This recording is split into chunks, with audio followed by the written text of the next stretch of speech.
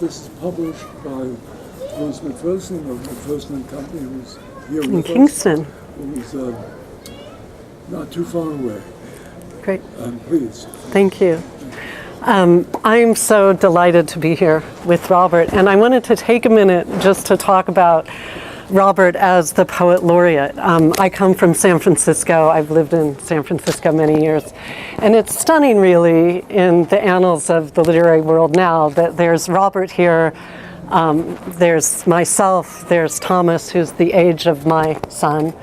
And this man, Robert, has probably influenced more poets in America in the last 50 years, I think, than any other living poet.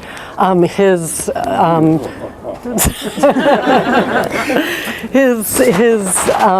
influence and power to touch people is not just in Dutchess County and in New York poets, across the country to Boulder, to San Francisco, where I live, and has been there for many generations. So it's really an honor that we have Robert here today. I'm very honored to be with you. Yes. I'm also honored to be here with Bruce McPherson of McPherson and Company Publishers, a wonderful publisher in Kingston who's published for many years very innovative, very unusual, both poetry and literary fiction and novels that would not get published otherwise, but for the courage and bravery of foolhardiness of Bruce, who knows. Maybe the latter. Yes. So this novel, This Earth You'll Come Back To, is a story about a family in the Midwest, where I come from, though I quickly left as soon as I could. And it's funny to be in New York as a Midwesterner because our instinct is to go further west, you know, so it makes sense to be in San Francisco. But when I get east, I'm always like, ooh, yes, this is east. Anyway. This Earth You'll Come Back To is a story narrated to a woman who comes home after her mother has died. Her mother Rose dies, the daughter Stephanie comes home and tries to rediscover sort of what it was she missed in all her leaving, that they never kind of lived in the same town. So this is narrated, I'll just read a little bit from the beginning. Narrated by Rose Healy to her daughter Stephanie. 2008, Blanchardville, Ohio. Of course you couldn't find it right away. It's not so easy. What with all the names and pathways, if you're not familiar with the layout to begin with. Not in the heat of July. Still, there was no need for you to carry on like that.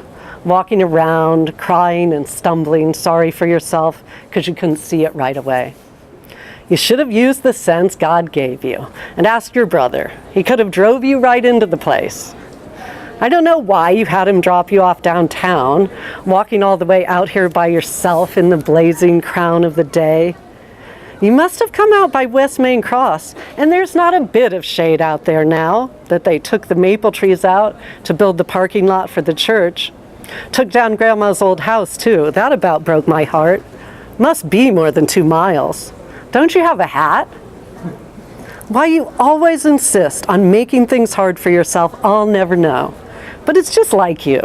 Take a simple errand and turn it into a full-blown crusader pilgrimage. Well, there's not another soul around today. Just the old maples with their green overall, the grass and the flower pots next to the American flags. And you, my daughter, walking in a circle, trying to find a landmark you recognize. Reading all the names of the people you went to school with, their grandparents, parents, uncles. Names you haven't thought for 30-odd years since you left here. All those names you used to hear in the daylight of desk rows, deep in the rapture of childhood. Weisling, Frankhauser, Riley, Lynch, Slawinski. Each name ringing out with a voice around it, ringing up days in which the names were spoken, and all those days stretching back until you feel the beginning of your life and the end too. It comes over you all of a sudden that you're leaving here and living in California all those years. The stories you wrote or didn't write will never matter at all. because you know you can't get away from this.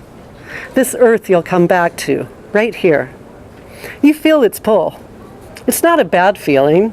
Oh, the earth is the same earth anywhere it lies, and that is a comfort to you, I know. Everything we ever tried or said or dreamed, every finger, backbone, jaw, falling down here like leaves. As if the ground itself were made of our passing lives, compacting into the dark soil of time. I know you feel the earth, child. You feel its spreading kindness. I remember you wanted me to buy you a copy of Leaves of Grass. Every atom belonging to me as good belongs to you. I liked Walt Whitman too, except my favorites were his poems about Lincoln. Oh, Captain, my Captain, our fearful trip is done. But I never did buy it for you on account of he was homosexual. But anyway, that's off our subject. Where were we?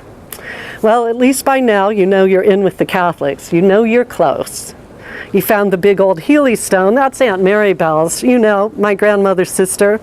She was so vain, she wanted to have a bigger stone than her own sister, if you can imagine. Now there's no need for you to carry on like that. Bleating around like a little lost lamb, making a fool of yourself, hiding behind the oak tree when old Mrs. Hankey's wife pulls up the gravel drive in her red Buick. Mr. Hankey's wife, sorry.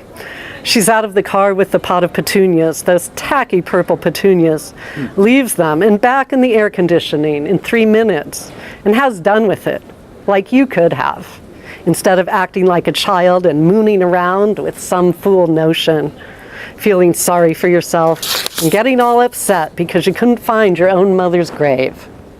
Well, you can't find anything with your eyes blurred by tears. I'm right behind you, but you keep going the wrong way round. Oh, I know you came today. You'd been thinking how you missed being with your mother your whole life, and now it's too late. Seems like you've already decided that's the tragedy you're working up to tell. How we all lived and died so far from each other. But I was there all along. What are you, around 47 now? All swept up in grief and regret about what you haven't managed to write or do. And now you've decided our distance was the reason? Maybe you could explain why you weren't here until the end of the funeral. Not to keep harping on that. There's two sides to every story. Now I hear your own son calls you Miss I Regret. Speaking of your son, why didn't you bring him along last time you came to see me when I was alive? I asked you to bring him, but you acted like it didn't matter. Deaf ears. I wanted to see him. Every child begins the world all over again. That's why we have them, you know. Well, what's any mother to any child? Sounds abstract, but you have to shake it out to the doing and dealing with every day. Life is what you do every day, what your hands touch and feel. Remember in the Odyssey when Odysseus goes into the underworld, meets up with poor Achilles, and Achilles tells him that any paltry shred of human living is more precious than eternal glory.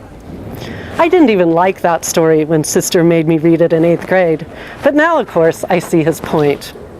So how do you measure love? What evidence can be offered of its existence? Is it what is remembered or what is forgotten between those who love each other? Is its measure what is swallowed back or what is spoken? I'll stop there.